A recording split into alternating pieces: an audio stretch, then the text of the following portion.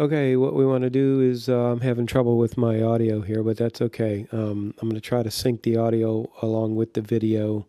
What we want to do is get started with looking at the lower left-hand portion of your screen. You're going to see a series of tabs. You can see I've already loaded Vegas. You see Explorer here and Media Manager, Transitions, Video Effects. And if you can't see any of these, use these little arrow keys here and get you around. You can resize any of these windows, by the way, by finding that sweet spot, I guess. Anyway, use Explorer just like you would My Computer or Explorer in Windows XP or Vista, whatever you have. Once you find the file on your computer, they'll appear in this window here. Yeah, notice that this little icon up in this little window here, this needs to be on. It's called Auto Preview.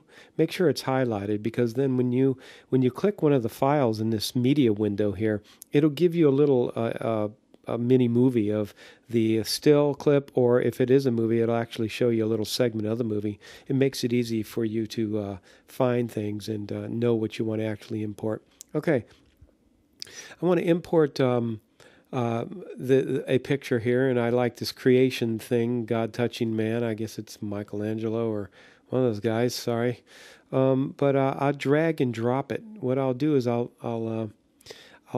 take it and I'll drag it and I'll drop it into my timeline. Okay, now it's in the timeline, and notice that. If I click around on the timeline, the now time changes, that vertical line, and the number is indicated by this here, 7 seconds, 12 frames, and there's 32 seconds per frame. So if I click at the end of my clip, notice it's a 5-second clip. Well, I can change the duration of that clip very simply. By going to the edge of the middle of the clip to the edge, it turns into a box with two opposing arrows. If I click and hold there, I can change the time duration that clip will actually be shown in my movie or slideshow. I'm actually changing the time of the clip. If I click at the end of the clip, notice that it's only a 2-second slide now.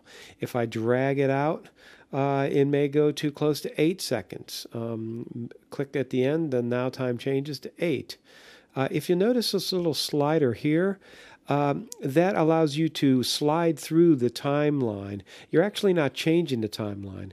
If you go to the end of that little slider, on the on the ends, it'll change to an opposing arrow.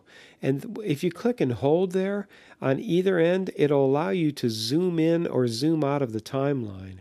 We're not actually changing the timeline like we did the clip. We're just changing how we view the timeline, and it's handy to be able to zoom in and out of the timeline as we edit our video. And I'm not sure where it is right now. But I think I like pushing the W key to go back to the beginning of the timeline. Then I push the space bar to start the movie. And if you'll notice, the movie's playing now, and at the end it'll just abruptly go black. Boom. That's not real attractive, is it? That's because there's no fade ins or fade outs on this particular clip.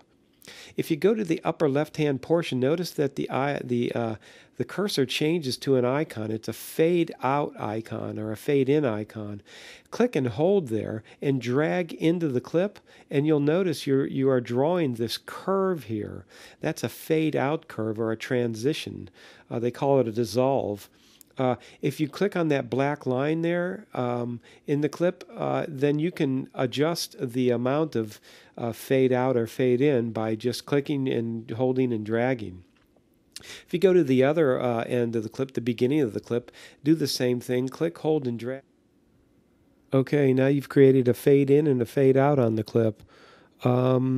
Now, if you watch the movie, it fades from black and very nicely, plays the clip, and starts the fade out, and boom, it's done. And I'm going to stop for now.